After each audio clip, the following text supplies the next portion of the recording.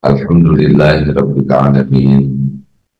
Alhamdulillahilladzi anzala as-sakinah fi qulubil mu'minin liyazdadu imanan ma'a imanihim. Allahumma shalli ala sayyidina Muhammad wa ala alihi wa ashabihi ajma'in.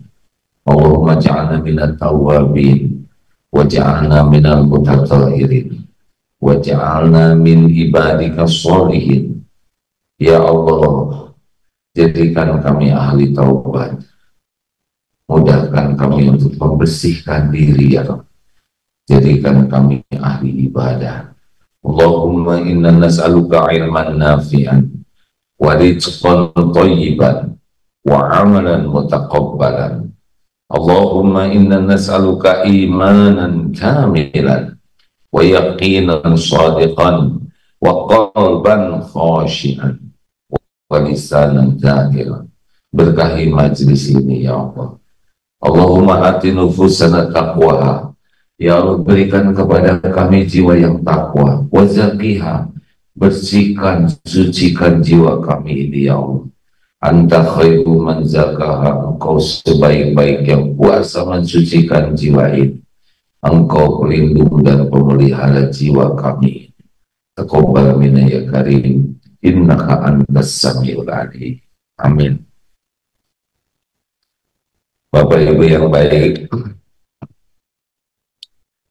ini tidak ada kaitan dengan tahun baru Masehi, tapi sekarang sedang musim disimak muhasabah, evaluasi diri.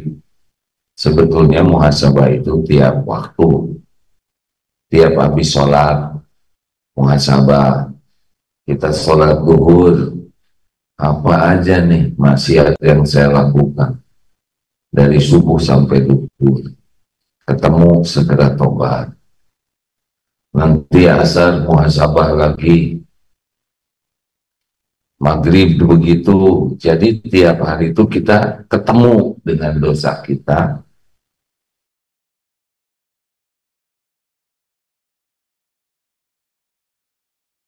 Lima teknik muhasabah. Tapi sebelumnya saya mau nanya dulu,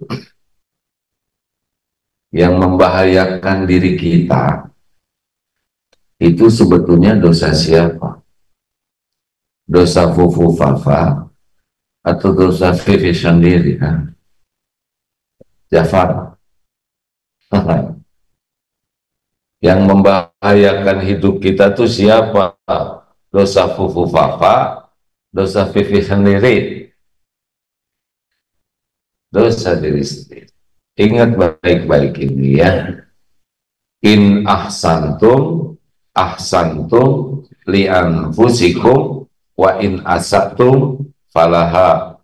Jika kamu berbuat baik, kebaikan itu untuk dirimu sendiri. Jika kamu berbuat jahat, berbuat buruk, keburukan itu untuk dirimu sendiri. Jadi kalau kita berbuat baik, yang untung siapa? Jawab atuh hadirin. Aslinya kalau kita berbuat baik, yang untung itu siapa? Jadi perlukah kita dipuji orang? Perlukah kita dihargai orang? Perlukah kita dikagumi orang? Nggak ada urusan sama sekali. Kalau kita sedekah, yang untung siapa? Diri sendiri. Misal begini, ini ada orang fakir miskin. Kita sedekah kepada orang yang perlu, yang fakir, yang miskin. Kita sedekah, yang untung siapa? Fakir atau kita? Kita. Kita sudah dipilih oleh Allah jadi jalan rezeki. Yang digugurkan dosa, kita. Yang ditolak bala, kita. Yang dapat pahala, kita. Jadi apa urusan kita? Nunggu orang berterima kasih. Kalau fakir itu berterima kasih, yaitu untuk dirinya sendiri. Berarti beliau bersyukur. Kalau syukur, ditambah nanti oleh Allah nikmat. Jadi ibu kalau berbuat baik ke suami, yang untung siapa?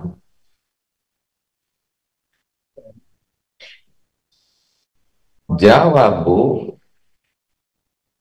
Ulangi. Kenapa jadi macet begini? Ibu berbuat baik ke suami, yang untung siapa? Suami dong. Yang untung ibu sendiri. Apakah suami ibu menghargai atau tidak? Berterima kasih atau tidak? Kalau ibu ikhlas, ibu udah mesti untung. Karena fama ya'mal mithqala dzarratin khairan yarah. Sekecil apapun kebaikan yang kita lakukan, kecil sekali, kita akan lihat balasannya. Hal jazaul ihsan illal ihsan. Tiada balasan bagi kebaikan selain kebaikan. Jadi kalau Bapak berbuat baik kepada keluarga, yang untung siapa, Pak? Jawab, lelaki. Diri sendiri. Oh, istri saya nggak berterima kasih. Yang rugi siapa? Kalau istri tidak berterima kasih, yang rugi siapa? Istri. Karena tidak beramal, tidak syukur. Jadi nggak ribet hidup ini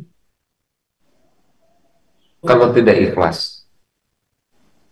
Ribet itu kalau kita ingin dipuji orang, ingin diterima kasihi orang, ingin dihargai orang, ingin dihormati orang, itu ribet hidupnya. Ingin diberi, ingin dicintai, ingin dikagumi. Pokoknya kalau udah ke orang, ribet aja. Galau, gak enak hati, tersinggung, sakit hati, jengkel, marah. Ya begitu aja hidupnya tuh. Capek. Mikir. Benar tidak sih? Silakan periksa. Kalau hidup kita sedang gak enak, pasti hati kita itu dipenuhi oleh harap dan takut kepada selain Allah. Allahnya nggak ada, yang ada makhluk saja. 5 teknik untuk memperbaiki diri. 1. Yang pertama, luangkan waktu untuk tafakuri diri. Jadi kita harus punya waktu jujur untuk melihat diri sendiri. Ya, kalau bisa ditulis bagus, ditulis, tapi jangan sampai ketahuan orang tulisannya, karena kalau ketahuan orang jadi soleh lagi. Tulis keburukan-keburukan diriku, diurut dari atas sampai bawah. Otak jarang ingat Allah, mikirnya ngeres terus, banyak keinginan. Mata jarang baca Quran, lihat medsos, lihat belanja online habis-habisan. Periksa mata, suka sinis. Mulut, banyak celetak-celetuk, maksiat, ngomongnya suka ditambah-tambah, suka ngomongin kejelekan orang, bohong, gibah, fitnah. Periksa, marah-marah, nyakitin, mencela, menghina, ngomongin kejelekan orang, jarang zikir, jarang doa. Tulis yang banyak, jujur. Wajah centil, sibuk ngedempul aja, ngecat, nembok, diplester, jadi tukang tembok. Apalagi telinga, jarang dengar Quran, lagu melulu, ngobrol aja, omongan orang didengerin. Periksa, senang dengar aib tetangga, senang dengar yang enggak. Ayo periksa hati, sombong, dengki, merasa lebih dari orang lain, ujub, merasa paling berjasa, suka merendahkan orang, menghina, mengejek, periksa. Makin banyak kita jujur melihat diri sendiri, kita jadi kaget nanti. Ternyata pujian orang tidak ada yang cocok untuk kita. Nanti tidak bangga kita dipuji orang, kadang nggak cocok. Orang kan memuji kita karena tidak tahu kebusukan kita. Betul? Ingat dosa waktu SMP mulai balik. Ini bapak-bapak mantan playboy cap 2 cula, yang tukang pacaran, tukang nyontek. Wah, kita ini kacau, kacau, ya kan? Yang suka jahil sama guru. Kenapa kok saya jadi ingat masa lalu begini hadirin?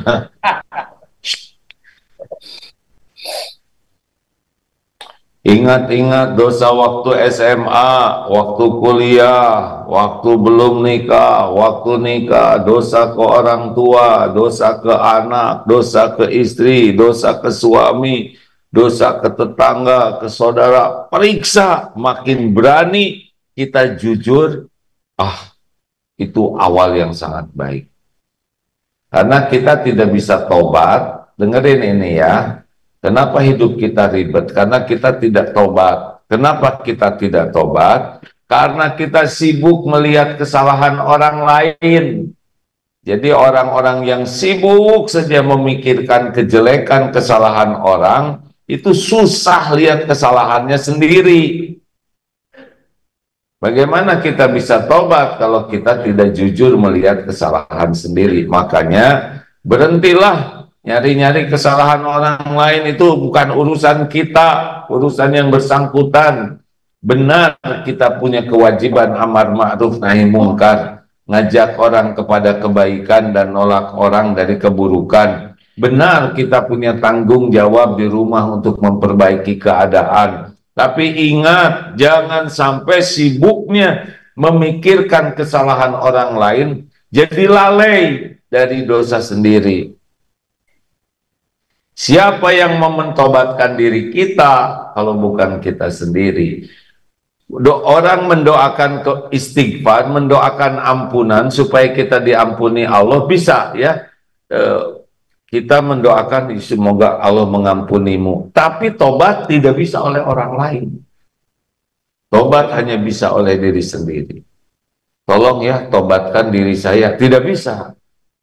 Tolong doakan supaya saya diampuni Allah, bisa. Karena beda.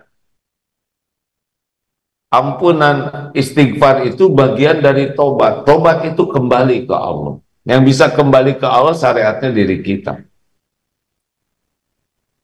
Tidak bisa kata suami ibu, saya akan mentobatkan ibu. Nggak bisa.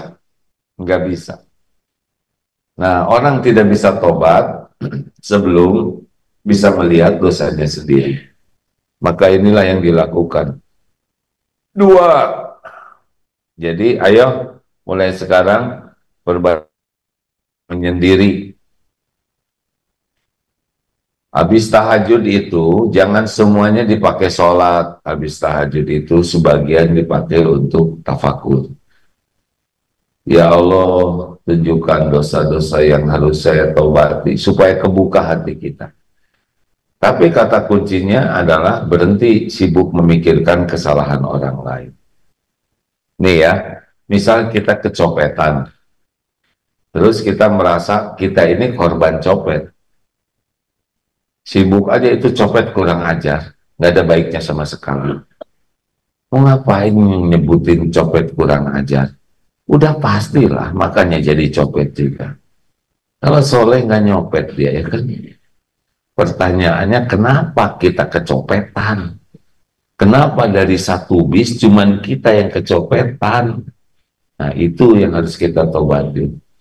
Boleh jadi kita pelit, jarang sedekah, atau suka nahan bayar zakat, atau tidak mengembalikan uang orang, atau ada barang-barang tetangga yang dipinjam gak dikurangin, atau senang minjem naik motor tetangga tapi nggak pernah dibensinin. Itu minta bensin namanya ya. Hati-hati, setiap perbuatan pasti ada balasan. Pasti ada balasan. Dua, teknik yang kedua kita bisa evaluasi diri adalah dengan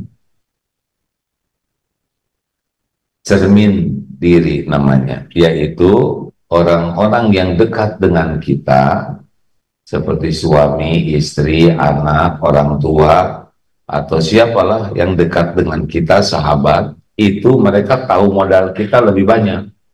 Nah, kita minta kepada mereka bicara apa adanya untuk memberitahu kekurangan kita. Jadi kalau Bapak nanya ke istri itu bukan, Bu, Bapak keren tidak? Pertama mah kurang, ya kurang keren. Terus nanya bikin bohong istrinya ya enggak? Gak usah nanya keren atau tidak. Bu, Ibu sudah tahu saya lama, beritahu hal-hal yang harus saya perbaiki. Benar nih Pak, benar. Jangan banyak-banyak, 3 aja. 1, ketiak. Papa tuh paten ketiaknya tuh ya. Saya aja kalau dekat Papa tuh langsung pules, tidak sadar diri. 2, Papa bacaannya dari dulu cuma ina atau ina. Tolong kalau ngimamin yang benar Pak. Segala apa, segala Quran. Masa kalau nggak ina atau ina, wal asri atau idaja, bukan jelek. Tapi kan masa itu terus dari zaman SD. Yang ketiga, maaf ya Pak, Bapak harus rajin ke masjid. Katanya lelaki yang sholatnya di rumah terus, lelaki solehah. Saya ingin lelaki sejati. Nah Bapak kalau dikoreksi nggak usah jawab. Siap, bismillah, bismillah, doakan. Gitu. Jangan Pak, Bapak tuh orangnya emosian. Kata siapa Bapak emosian? Bapak tuh tipe Umar bin Khattab tahu? Ah, nggak mungkin. Kalau orang sudah sibuk menjawab, maka yang ngoreksi berhenti. Itu rumus dasarnya. Terima. Nah ini, ibu jangan memanfaatkan kesempatan dalam kesempritan. Mumpung suami nanya, nah rasa nggak boleh gitu. Namanya teorinya teori burger. Uji dulu. Burger kan gitu katanya ya. Roti, daging, roti. Sebetulnya Bapak tuh udah bagus Pak, tapi akan lebih bagus. Nah gitu ditingkatkan ya. Ya seperti yang suami ngasih tahu istri, ibu tuh sebetulnya udah makin solehah dan lebih solehah lagi. Kalau enggak kentut di mana aja, misalkan. Menjiwai banget. Misalkan kan ada yang agak dol gitu ya. Nah, astagfirullahaladzim. Biasanya yang begini bapak-bapak sebetulnya. Kalau wanita mah lebih malu ya. Hah? Oh enggak juga Pak. Udah, nggak usah ngacung istrinya. Awas nanti perang pulang dari sini. Si bapak pakai ngebocorin rahasia. Jadi kalau ada orang mengoreksi, dengar, itu adalah terkabulnya doa. Kita doa ihdinas siratal mustaqim. Kita doa minta diberi petunjuk kepada Allah. Sehari 17 kali kita minta. Lalu Allah kan pasti dengar Fatihah kita, doa kita. Allah mengabulkan, bisa lewat suami, lewat istri, lewat anak, lewat orang tua, lewat teman. Apapun yang benar itu mesti dari Allah. Harusnya nggak usah banyak ngejawab, syukurin aja. Lelaki, jawab Pak. Berani enggak nanya kekurangan ke istri? Jangan cuman berani ngoreksi. Ayo tanya, Bu, katakan. Awas kalau nanti kebanyakan nggak dikasih belanja. Ngancam itu. Makin berani lihat kekurangan diri, makin mantap. Percayalah. Pemberani itu salah satu di antaranya berani untuk tahu kekurangan diri, berani dikoreksi, berani dikritik. Ibu juga, Bu, kalau dikritik oleh suami teh jangan ngeles terus. Ah, si papa mah ngomong aja, memberi nasihat sama istri, pikir diri sendiri itu anak, udah, Rep. Ini mah bukan masalah muas-muasin diri, tapi membantu saling memperbaiki. Kayak kita ada cermin, kan kalau ada cermin memberitahu wajah kita, kita nggak pernah emosi, betul tidak? Pas di cermin ada upil, cermin ngaco, enak aja, gak usah rewel, colek, enak. Benar? Halo? Coba ibu-ibu, kita bisa belajar dari emak-emak ini. Mama kan sebagian itu konsisten sekali bercermin, ya kan? Bangun tidur, lihat kaca, ya nggak? Oh, kamu, oh masih ada. Mau, mau ke kamar mandi ngaca, di kamar mandi ngaca, selesai dari kamar mandi ngaca, mau keluar dari rumah ngaca, di luar kena jendela ngaca lagi, mau masuk angkot ngaca, ya nggak? Di dalam angkot terus aja lihat spion ngaca, aneh. Padahal wajahnya itu juga, ya kan? Nggak bosen dong? Nggak katanya. Apa yang dicari dari ngaca itu, Bu? Nyari takut patlot alisnya miring sebelah, takut lipstiknya jadi di hidung, ya kan? Takut bulu mata palsunya tinggal sebelah. Halo?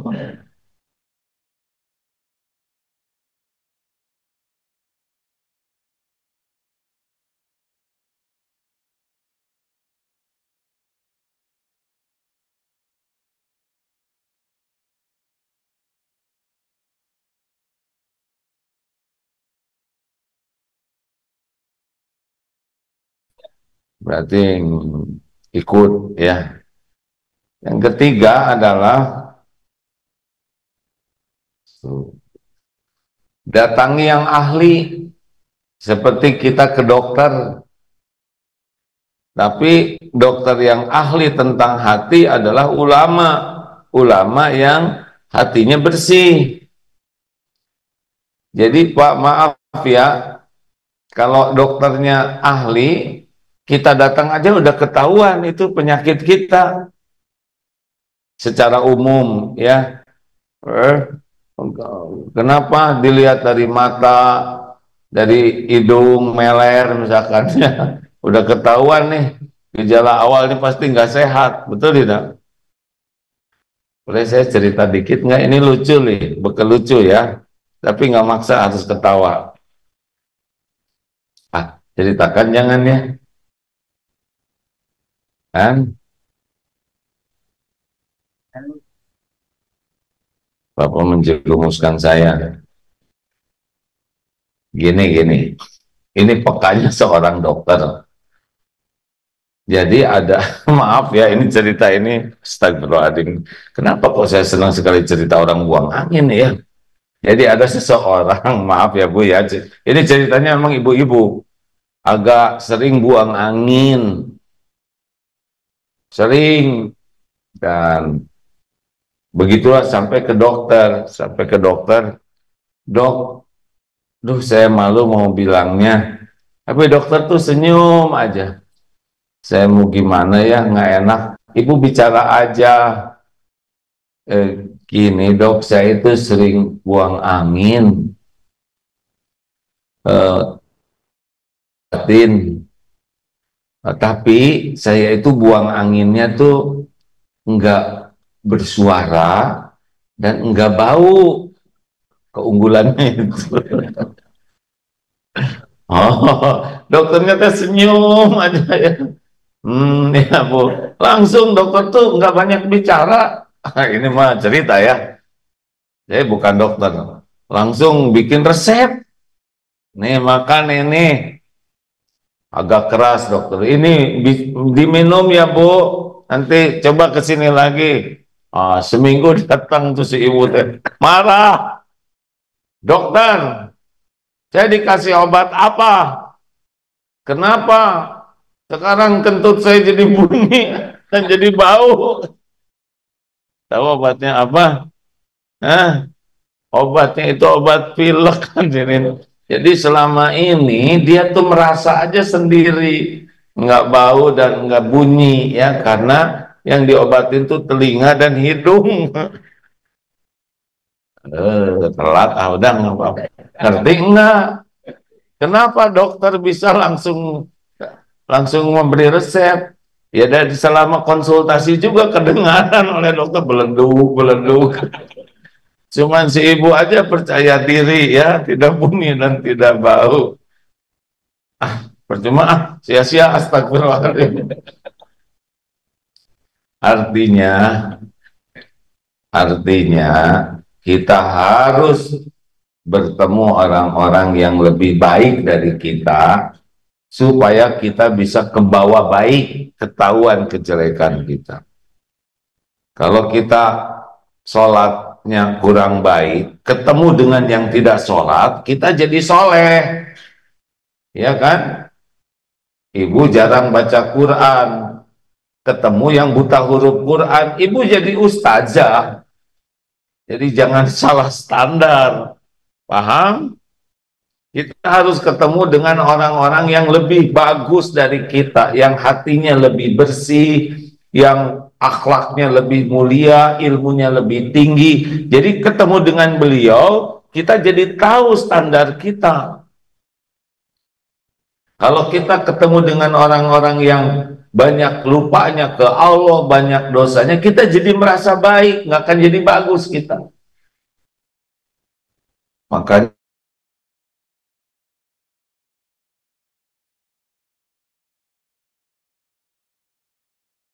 amal solehnya. Kita jarang tahajud. Ketemu dengan ahli tahajud, beda tuh. Ke bawah nanti kita jadi tahajud.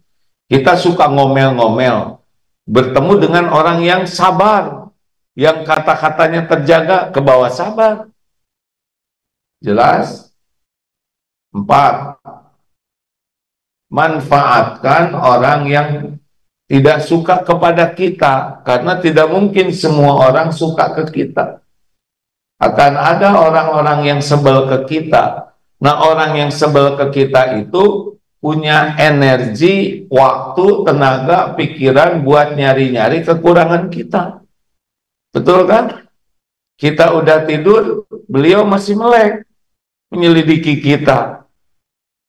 Kita udah istirahat, beliau sibuk memperbincangkan kesalahan kita dan menyebarkannya. Bukankah ini sebuah kesetiaan, pengorbanan? Harusnya kita kasih bolu, kasih buah-buahan atas perjuangannya, memikirkan kesalahan kita. Gimana dong? Ini tetangga saya kalau nyebarin aib, nggak ada masalah. Yang jangan itu kita nyebarin aib orang. Tapi kalau aib saya kebuka, nanti saya malu, tobat aja. Kebukanya aib itu tidak bahaya kalau membuat kita tobat. Yang bahaya itu kita tidak tobat. Ini saya bukan menganjurkan orang buka aib, tidak boleh ya. Tapi kalau ada orang yang tahu aib dosa kita, ya obatnya cuma tobat. Kita nggak bisa maksa. Ini kemarin ada artis yang minta saran karena dulu beliau belum pakai hijab. Nah, sekarang hijrah dan benar-benar memohon ke TV kemana supaya acara video-video film yang lalu itu jangan ditayangkan karena kebuka auratnya sampai nangis-nangis katanya. Gimana caranya? Yang bisa menutup itu Allah Subhanahu wa Ta'ala. Sudah benar menyampaikan kepada yang punya kewenangan untuk jangan menayangkan. Tapi air mata tobat itulah yang akan membulak-balik hati orang. Tobat sungguh-sungguh insya Allah akan digerakkan oleh Allah supaya tidak ngebuka aib. Kalau aib kita kebuka gimana? Tobat.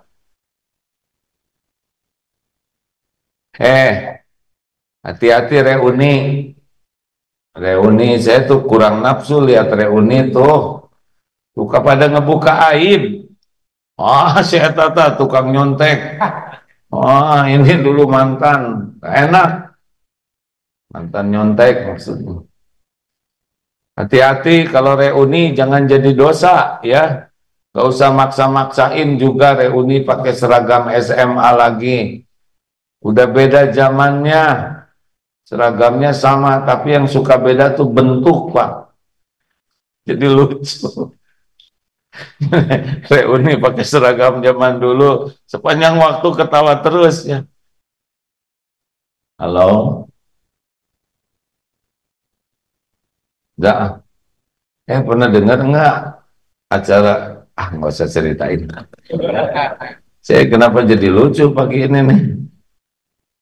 Ada nih, zaman dulu teman SMA tiba-tiba ketemuan di medsos. Ketemuan yuk, kata inilah, maaf pakai gue. Ini si gue ini dulu ya begitulah ya, zaman SMA lincah. Cewek katanya, ada dua teman SMA-nya dulu. Kita ketemuan, oke deh. Di mana tuh? Di depan mall. Akhirnya ke sana aja. WA-WAan, mana? Lu pada di mana? Kata si dia, kita di sini. Lu yang di mana? John, katakanlah maaf yang namanya sama ya. Nggak ada lu. Kata si bos, si John ini ya, yang dulunya playboy cap dua cula. Gue udah 2 kali, 3 kali keliling di depan, nggak ada. Lu pada di mana? Gue cuma lihat tadi di depan ada nenek-nenek dua. Ya,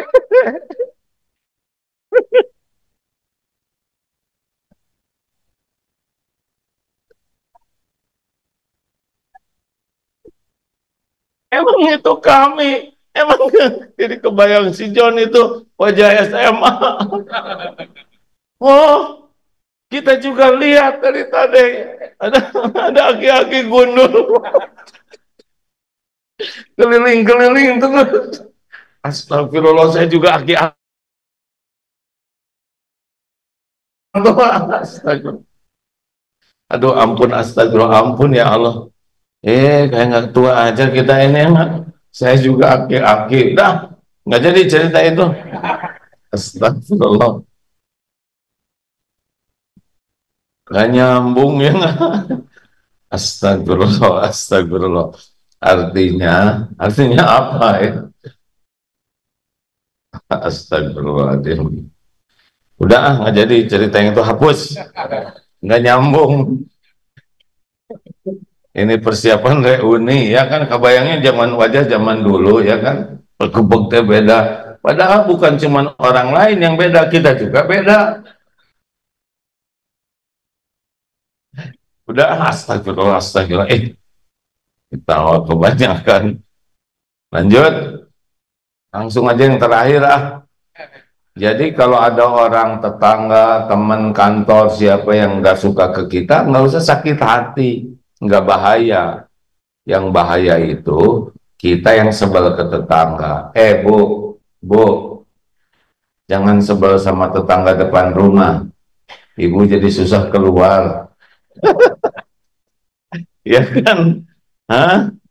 Jadi copot loh gordengnya, pakai noongin tetangga terus. Tetangga ganti TV, ibu melotot. Tetangga ganti mobil, ibu ganti penyakit. Tetangga naik haji, ibu ngelepek naik tensi. Udah, capek-capek. Kalau ada orang sebel ke kita, dengerin aja omongannya. Tinggal kita perbaiki. Gak usah ngejawab. Tuh si ibu itu si banyak omong. Kata siapa saya banyak omong? Dari tadi saya diam terus. Kamu aja yang banyak omong. Iya beneran berarti. Udah nggak usah rewel. Kalau ada orang, nggak mungkin semua orang suka ke kita semuanya. Nggak mungkin. Pasti ada yang sebel kok. Nabi aja segitu mulianya ada yang sebel, apalagi kita yang nyebelin asli, benar? Betul? Nggak usah sibuk bela diri, sibuk perbaiki diri. Terakhir, yang kelima, teknik evaluasi diri. Lihat, semua yang ada di sekitar kita itu adalah cara Allah memperbaiki diri kita. Kita bakal ketemu dengan beragam orang, beragam berita, beragam informasi tentang kelakuan orang. Nanti di sebelah ibu, kiri kanan ada yang rajin senyum, ada yang manyun, betul tidak? Ada yang ramah, ada yang ketus, ada yang senang memberi, ada yang senang diberi, ada yang sopan, ada yang arogan. Semua itu adalah ilmu dari Allah untuk membuat diri kita tahu mana standar yang baik dan yang tidak baik. Jadi kalau kita ketemu dengan orang sombong, ajaran saya sombong tidak. Saya nggak enak nih lihat dia sombong. Jangan-jangan saya juga sombong. Ada kejadian yang menarik ya semalam dengan Kiai Haji Pak Profesor Nasruddin Umar. Beliau imam besar dari Istiqlal. Biasanya sebulan sekali ceramah di Istiqlal, di sana. Kadang bertemu beliau. Beliau sebagai ulama juga. Tapi kemarin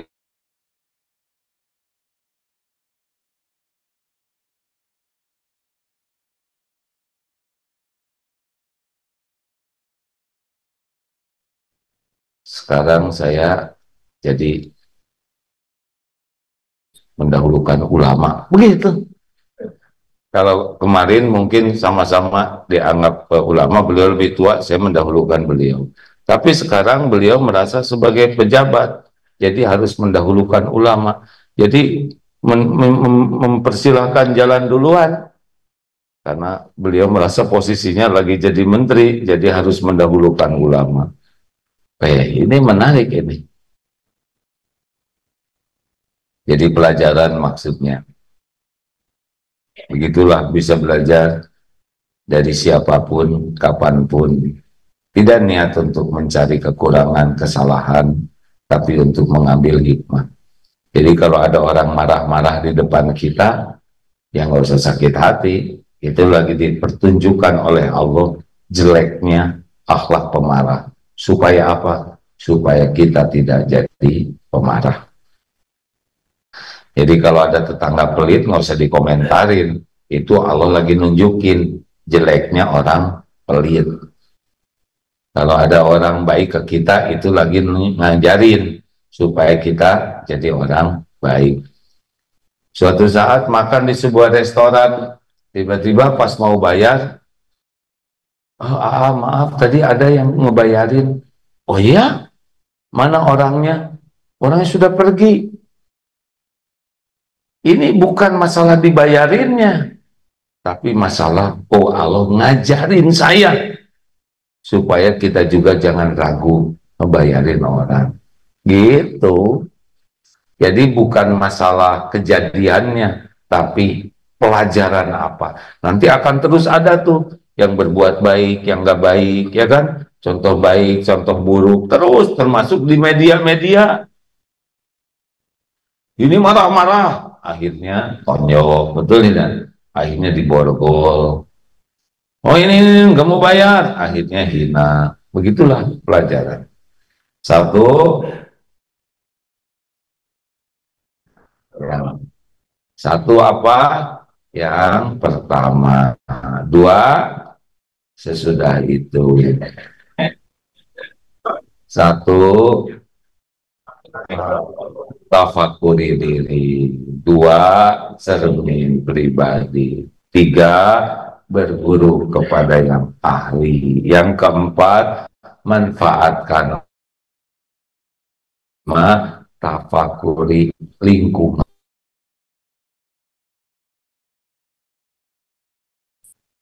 Ada pertanyaan kah? Silakan. Ini santri sedang tidak ada. Terima kasih Ustadz Edi, beliau sesudah diamanahkan untuk bertanggung jawab atas pesantren Serua ini. Banyak inovasi-inovasi, diantaranya adalah mabit ini. Ini nginap di sini ya. Sebagian besar nginap atau ibadah di sini. Iya, kalau nginap seperti yang gimana gitu ya, kontrakan habis ya. Jadi itikaf di sini dari maghrib ini teh setiap hari Selasa begini. Oh Senin, jadi buka bersama. Oh Senin, bagi yang berminat ya silakan hadir ke sini Senin, diawali dengan buka bersama Ustaz, supaya sama-sama bukannya gimana? Bawa masing-masing. Masa nggak disediakan? Sedialah. Ustaz Edi ini semangat sekali menjamu tamu masjid. Ini Masya Allah ya, makin lama berkembang, tumbuh. Sekarang santri sedang libur, tapi yang hadir ini sudah ramai. Yang kedua juga ya setiap Selasa pagi kalau sedang di Indonesia diusahakan hadir ke sini. Walaupun ini rada berat hari ini karena semalam baru tengah malam sampai, tapi ingat, oh jamaah kumpul di sini jadi mengusahakan ke sini. Lalu alhamdulillah juga dengar di sini peternakan makin banyak, ayam kampung ya. Jadi nanti Bapak Ibu yang ingin bergaul, bergaul sih.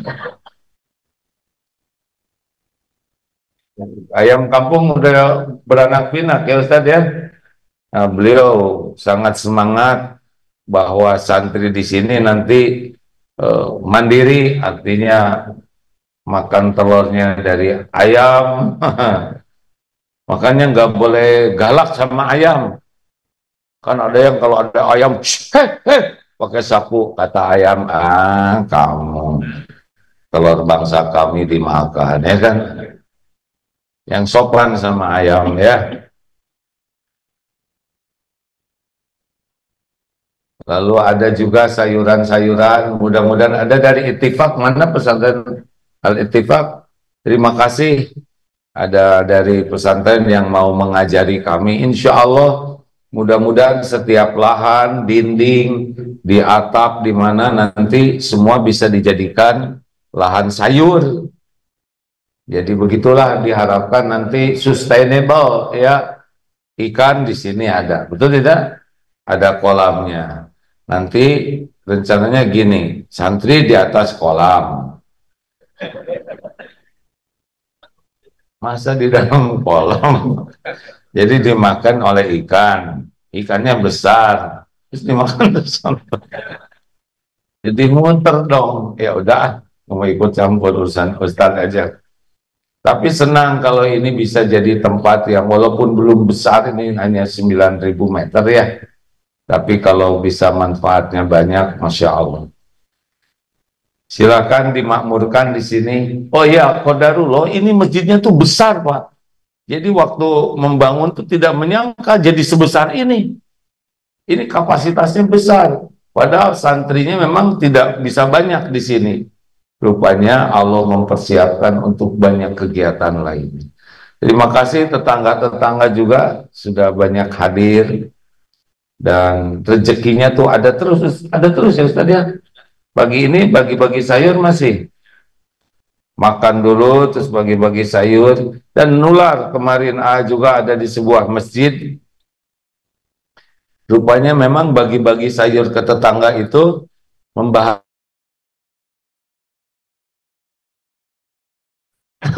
saya. Aduh, saya kurang survei. Jadi pas kan gelap tuh Pak bagi-bagi sayur. Pas agak terang, di depan mati tukang sayur. Jadi saya cepat-cepat menyelinap kabur. Astaga. Harusnya saya minta maaf ya. Harusnya mengganti nih. Harus ada variasi lain supaya tidak ada yang terugikan. Begitulah. Ada pertanyaan tidak? Udahlah, nggak usah nanya nih. Mem, ada yang nanya kah? Bentar.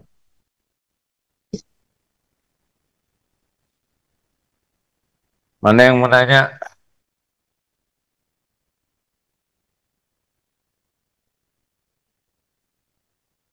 Silakan, silakan.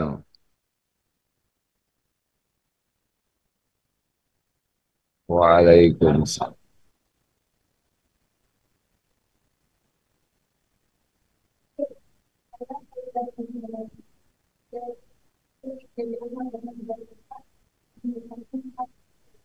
Jadi Ahmad Dahlan Jakarta. Oh, alhamdulillah.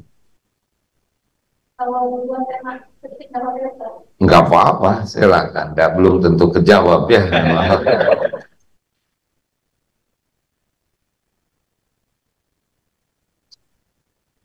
Apa yang pernah kita tuh ketika hadir majelis kepala majelis rasanya itu semangat banget untuk menjadi lebih baik dan semangat untuk mendekati diri pada Allah.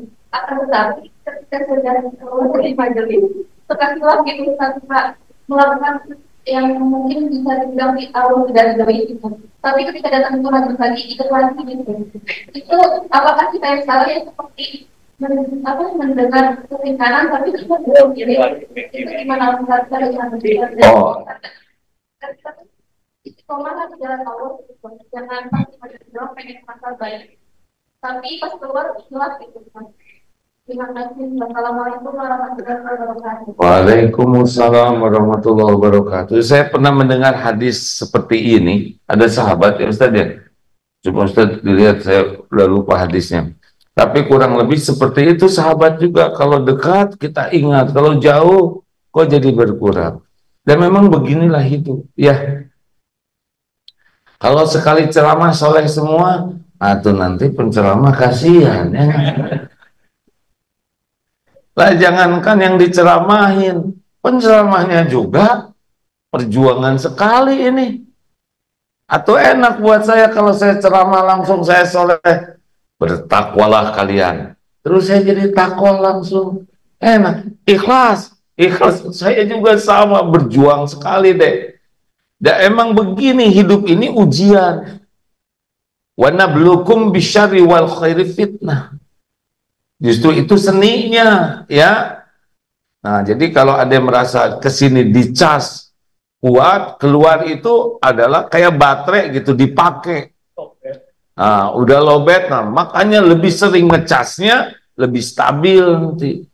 Jangan sebulan sekali, harus lebih sering. Dan sekarang sudah ada portable charger HP, betul? Ini bisa perusak iman, bisa penguat iman. Di sini banyak ulama yang bisa menguatkan iman, tapi banyak, lebih banyak yang bisa merusak iman. Nafsu kita sukanya lihat yang error. Ya, ya, nafsu tuh sukanya kepada yang error. Makanya ketika ada ayat Quran, Allahu la ilaha illa huwal hayyul qayyum, di skip itu. Ya, nggak tahan, semenit aja dengar ceramah nggak tahan. Nah, itulah perjuangannya, ya. Minta deh ke Allah, Allahumma inni as'aluka fi'lal khairat wa tarkal munkarat. Ini doanya supaya dimudahkan berbuat baik, kebaikan-kebaikan, dan dimudahkan menjauhi kemungkaran. Harus minta. Yang kedua, pernah ada sahabat Nabi, sahabat Ansor, ya Rasulullah, saya sudah dapat ilmu syariat Islam banyak, beri saya amalan yang saya pegang teguh. Yang kata para ulama, dengan amalan ini saya bisa mengamalkan ilmu-ilmu yang sudah diberikan. Lalu Rasulullah Sallallahu Alaihi Wasallam bersabda, la yazalu lisanuka ratban min dzikrillah, hendaklah lisanmu ini selalu menyebut nama Allah. Cobalah jangan berhenti berzikir. Nanti Allah yang menguatkan kita tahan terhadap godaan. Doa yang banyak, zikir yang banyak. Ada hadisnya? Bacakan Ustaz. Alhamdulillah, punten. Nah, 1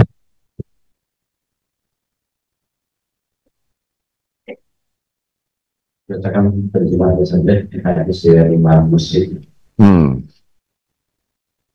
Jadi dari Hanzalah Al-Usaidi berkata, aku berkata, wahai Rasulullah, Hanzalah telah mengakui. Rasulullah bertanya, apa yang terjadi? Aku berkata, wahai Rasulullah, ketika kami berada di sisimu, engkau mengingatkan kami tentang neraka dan surga, sehingga seolah-olah kami melihatnya dengan mata kepala sendiri. Namun ketika kami keluar dari sisimu, kami sibuk dengan istri, anak-anak, dan urusan duniawi, sehingga banyak yang terlupakan. Rasulullah bersabda, demi zat yang jiwaku berada di tangannya, seandainya kalian selalu dalam keadaan seperti saat berada bersama dan dalam zikir, niscaya malaikat akan menjabat tangan di tempat tidur kalian dan di jalan-jalan. Tetapi wahai Hanzalah, ada saatnya untuk ibadah dan ada saatnya untuk hal lain. Rasulullah mengulangi itu 3 kali. Hadis riwayat Imam Muslim. Aduh, jadi jangan melakukan pembenaran diri, makanya saya ngaco terus, jangan begitu.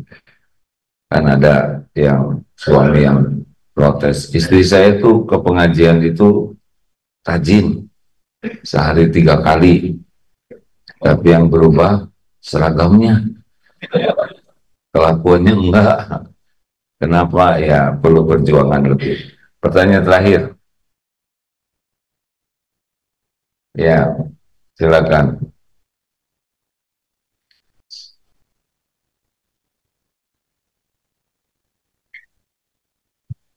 Assalamualaikum warahmatullahi wabarakatuh. Waalaikumsalam warahmatullahi wabarakatuh.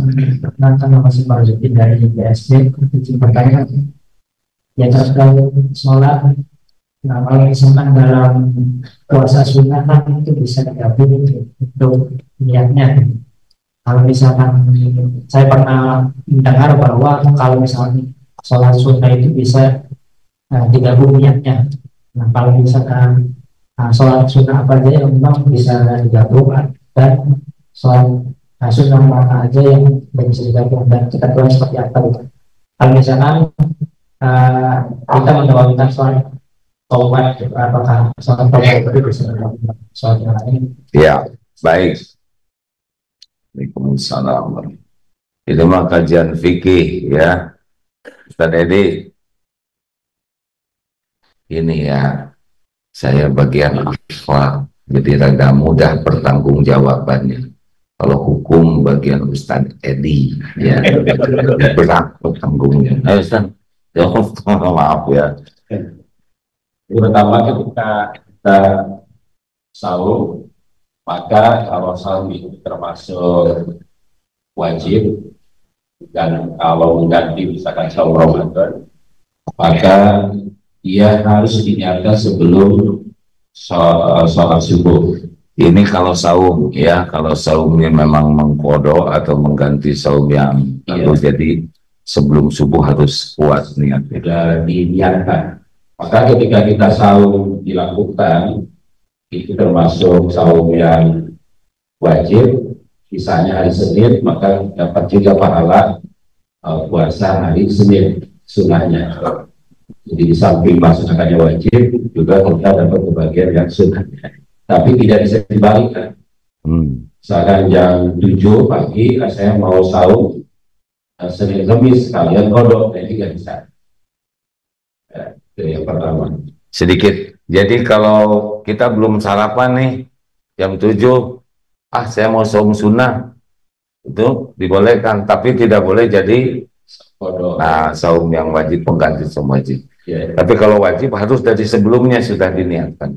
Ya. Tentang sholat, Ustaz. Ya. Tentang sholat, misalkan kita mau sholat tahiyatul masjid setelah wudhu, maka sebenarnya ketika kita sholat tahiyatul masjid itu bagian dari sholat syukur wudhu juga, karena kita melaksanakan sholat sunnah setelah berwudhu, atau sebaliknya. Jadi kita niatnya misalkan syukur wudhu tapi dilakukan di masjid, maka dapat 2 pahala. walaupun sholatnya hanya 2 rakaat.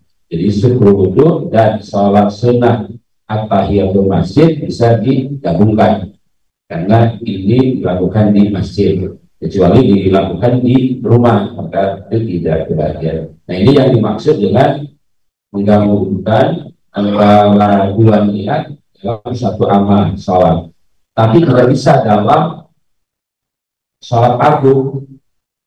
Ya, misalnya kita sholat fardu setelah sholat at-tahiyat, setelah subuh wudhu langsung sholat fardu zuhur misalnya, itu kata lainnya sholat fardu, bukan sholat sunnah subuh wudhu atau sholat sunnah at-tahiyat di masjid. Demikian. Ya, jelas. Jadi jangan sampai sholat sunnah 2 rakaat tahiyatul masjid qobla subuh dan sholat subuh disatukan. Nah ini sama sekali tidak berlaku. Baik, terima kasih. Penanya ketiga supaya ganjil. Tidak ada lagi? Ya udah, kalau tidak ada lagi. Nggak ada, ya udah. Kalau itu Ustaz mau tanya Gimana ini? Ya, masalah sholat sunnah Mas Ustaz. Ada sholat sunnah awal itu katanya pahalanya ada, saya pernah dengar gitu, besar daripada kita baca Quran. Kalau diantara maghrib dan Isya itu lebih baik sholat awal 6 rakaat kalau tidak salah. Itu sholat awamim itu apakah kita harus kerjakan di masjid, apakah bisa dikerjakan di rumah? Dan saya juga masih belum juga awamim itu sengaja, tapi saya belum tahu dasar-dasarnya, mohon penjelasannya Pak Ustaz. Terima kasih.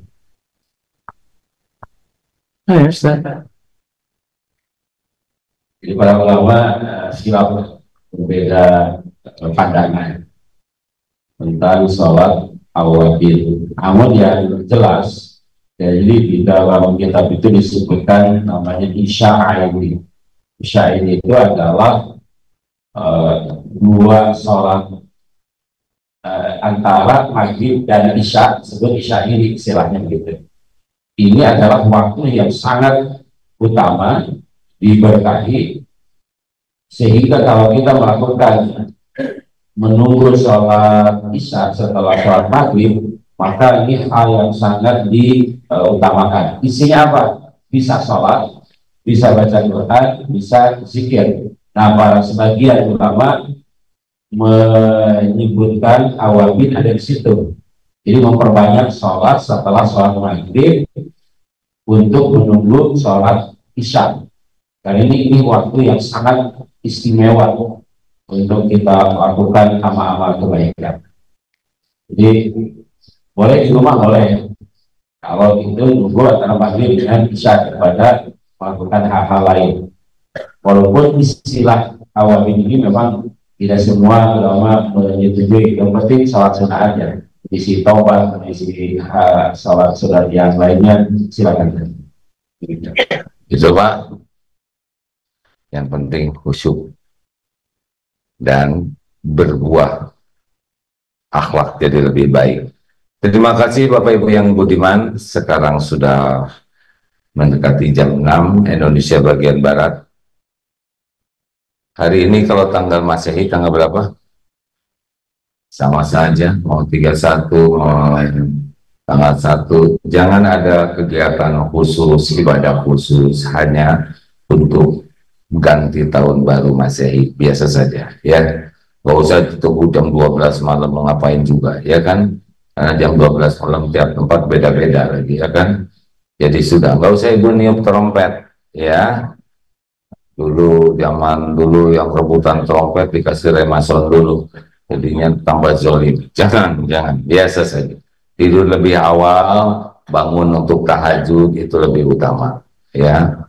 Tidak usah nunggu jam 12 malam terus berdoa khusus, tidak ada perlunya. Tidak ada ibadah khusus. Terima kasih. Subhanakallahumma bihamdik, asyhadu alla ilaha illa anta, astaghfiruka wa atubu ilaik. Assalamualaikum warahmatullahi wabarakatuh.